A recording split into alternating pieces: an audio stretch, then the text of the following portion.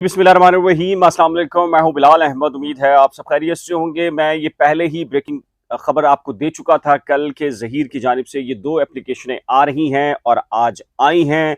फौरी समाज से मुतल्लिक अदालत ने दरखास्तों को मंजूर किया है। प्रोसिक्यूटर को और मुद्दई मुकदमा को नोटिस अरसाल किए हैं। जस्टिस सलाहुद्दीन पवट साहब से पहले ये एप्लीकेशन कहाँ लगी थी, क्यों लगी थी, ये भी आपको बताता हूँ। और आखिर जस्टिस सलाहुद्दीन पवट साहब ने ये रिमार्क्स दौरान समाअत क्यों दिए कि अगर वालदैन की मुलाकात हो चुकी है तो अब ज़हीर की भी मुलाकात बनती है। ये कब कहा जस्टिस सलाहुद्दीन ने, किसको सुन के कहा, और इन दोनों दरखास्तों में मौक़िफ़ क्या अपनाया गया है, मैं आपको तफसीलात बता देता हूँ जी। देखिए, ये खबर पहले ही मैं कल ये ब्रेक कर चुका था कि दो मुख्तलिफ दरखास्तें हैं जो कि तैयार हो चुकी हैं ज़हीर की लीगल टीम की जानिब से। एक दरखास्त जो है वो मुबैना मुग़विया के 164 से मुतल्लिक है, जिसको सेशन अदालत ने रिजेक्ट किया था, और दूसरी एप्लीकेशन भी सेशन अदालत ने रिजेक्ट की थी जो कि ज़हीर की मुबैना मुग़विया से मुलाकात के हवाले से थी। और ज़हीर का ये मौक़िफ़ है कि जी उसकी शरीयत मोहम्मदी के मुताबिक अभी भी वो अहलिया है और लिहाजा उसकी मुलाकात करवाई जाए। सिंध हाई कोर्ट के जस्टिस आफ्ताब अहमद गोरड साहब हैं, जो क्रिमिनल मिसलिनियस एप्लीकेशन के एडमिनिस्ट्रेटिव जज हैं, उनके सामने सुबह 8:30 बजे गुल मोहम्मद फारूकी साहब पेश हुए और कहा कि जी वो दोनों दरखास्तों को लगाना चाहते हैं, लिहाजा आज ही इन दोनों दरखास्तों को सुनवाई के लिए इनकी जो परमिशन है उसको अलाउ किया जाए।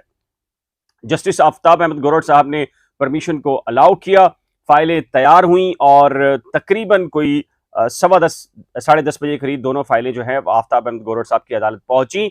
और आफ्ताब अहमद गोरड साहब जाहिर है कि या तो खुद सुन सकते हैं या किसी दूसरे जज को उन्होंने मार्क करनी थी। पहले ये मार्क हुई हैं जस्टिस उमर सयाल साहब को, लेकिन गुल मोहम्मद फारूकी साहब ने कहा कि टेक्निकल इशू ये है कि इसमें चूंकि जस्टिस सलाहुद्दीन पवट साहब हैं जो कि जस्टिस सलाहुद्दीन पवट साहब ने ही तमाम तर केस को अभी तक देखा है, सुना है, और ये दरखास्त से जब भी जस्टिस उमर सयाल साहब के पास गई हैं उन्होंने वापस भेजी है। तो वो नहीं चाहते कि जी अदालती जो काम है उसमें ताखीर हो और अदालती वक्त जो है वो ज़ाया हो, लिहाजा ये मार्क कर दी जाए जस्टिस सलाहुद्दीन पवट साहब को, जो कि जिन्होंने ऑलरेडी इस केस को बहुत तफसील के साथ सुन रखा है। जिस पर जस्टिस आफ्ताब अहमद गोरड साहब ने इनको मार्क कर दिया जस्टिस सलाहुद्दीन पवट साहब के पास।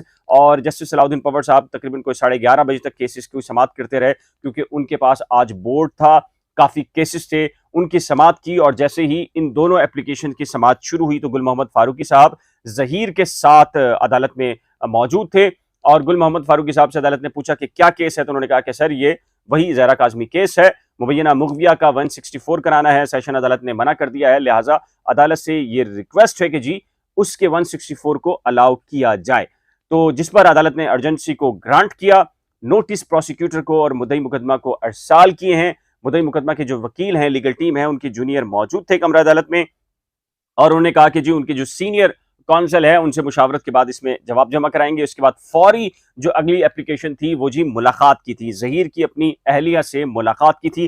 कोर्ट ने पूछा कि ये एप्लीकेशन क्या है और ये क्यों दाखिल की है, जिस पर गुल मोहम्मद फारूकी साहब ने ये कहा कि इशू ये है कि कल मुलाकात हुई है। बल्कि जस्टिस सलाहुद्दीन पवट साहब ने पूछा कि कल क्या मुलाकात हो गई है वालिदैन से, तो गुल मोहम्मद फारूकी साहब ने कहा कि जी हाँ, तफसील के साथ 5 घंटे पर मुश्तमिल ये मुलाकात का दौरानिया था कि जो हुई है। और इस सिलसिले में अब हमारा मौक़िफ़ ये है कि जी अब ज़हीर की भी ये मुलाकात होनी चाहिए, क्योंकि जब एक केस में 2 फ्री कैन हो तो दोनों को एक जैसी अपॉर्चुनिटी दी जानी चाहिए। जिस पर जस्टिस सलाहुद्दीन पवट साहब ने कहा जी हाँ, बिल्कुल ये मुलाकात भी होनी चाहिए। जी हाँ, जस्टिस सलाहुद्दीन पवट साहब ने कहा है कि जी ज़हीर की भी अपनी अहलिया से मुलाकात होनी चाहिए। ये बात क्यों कही है कि ज़ाहिर है कोर्ट ये समझती है, बल्कि हर ये कोर्ट समझ रही है और अपने फैसलों में लिख चुकी है कि निकाह बातिल नहीं है, निकाह हुआ है, निकाह को चैलेंज किया गया है, तो इसका मतलब है कि निकाह एग्जिस्ट करता है। लिहाजा कानूनी और शरीयत के मुताबिक ज़हीर जो मुबैना मुग़विया है उसका शौहर है। बल्कि जस्टिस सलाहुद्दीन पवट साहब यहाँ तक कह चुके हैं कि अगर अगर अगर कम उम्री में शादी के हवाले से ज़हीर को सजा भी हो जाए तब भी निकाह तो ख़त्म नहीं होगा, निकाह अपनी जगह वैलिड है। तो यही वजह है कि जस्टिस सलाहुद्दीन पवट साहब ने यह कहा है कि जी उसकी अपनी अहलिया से तो मुलाकात होनी चाहिए। 27 अक्टूबर के लिए दोनों एप्लीकेशंस के ऊपर नोटिस अरसाल किए गए हैं। अब देखना यह है कि जी उनके जो जूनियर वकील थे उन्होंने कहा है कि सीनियर वकील से मुशावरत करनी है और उसके बाद जवाब जमा होना है। डेफिनेटली उनकी तरफ से ये कोशिश होगी कि ये मुलाकात ना हो, लेकिन अब कोर्ट ने ये कह दिया कि जी ये मुलाकात भी होनी चाहिए, लेकिन चूंकि फॉर्मेलिटी होती है फ्री कैन को नोटिस अरसाल करने की, और जाहिर है कि उनके वकला ने मुद्दई मुकदमा के जो वकील होंगे उन्होंने इसरार करना है कि मुलाकात ना हो, लेकिन ज़ाहिर है कि ज़हीर की लीगल टीम का ये मौक़िफ़ है कि जी जब एक फ़रीक को मुलाकात की परमिशन दे दी गई है और उसने क्या माइंड बनाया है, क्या बोला है, क्या नहीं कहा उस मुबैना मुक़दमा से, तो अब ज़रूरी है कि उसको बैलेंस करने के लिए अब लड़की ज़ाहिर है कि ये भी अदालत को बताया गया कि ज़ाहिर है कि अब जो पेरेंट्स की तरफ से जो वीडियो और सारी चीज़ें आई हैं, उसके बाद तो ये दावा नहीं आया कि जी बच्ची को अगवा और कोई गैंग था और उसके पीछे इंजेक्शन से और बच्ची ने इस किस्म की चीज़ें कही हैं। एक सिंपल सी खुशगवार किस्म की मुलाकात हुई है। मुलाकात में क्या कुछ हुआ है, इसकी अब से चंद लम्हात के बाद एक पूरी डिटेल बताऊँगा आपको, एक वीडियो बनाऊँगा, उसमें बताऊँगा कि उसमें क्या हुआ है बेसिकली और प्रोपेगेंडा क्या फैलाया जा रहा है। तो ये बहुत बड़ी डेवलपमेंट है कि जी दोनों अदालत ने मंजूर की हैं समाअत के लिए, अर्जेंसी एप्लीकेशन मंजूर की है और 27 के लिए फ्रीकैन को नोटिस अरसाल किए गए हैं। तो ये बड़ी और अहम खबर थी, ब्रेकिंग खबर, जिससे मैंने महसूस किया कि जी आपको फौरी तौर पर आगाह करना चाहिए। इस सिलसिले में आपकी राय क्या है? देखिए, कल जो पेरेंट्स की मुलाकात हुई थी, तो उस सिलसिले में हमने ये कहा था कि एक अच्छा नेक शगुन है, मुलाकात होनी चाहिए। कोई भी ऐसा फर्द नहीं है जो नहीं चाहता कि जी मुलाकात को रोका जाए। होना चाहिए, खून है, बच्ची उन्हीं की है।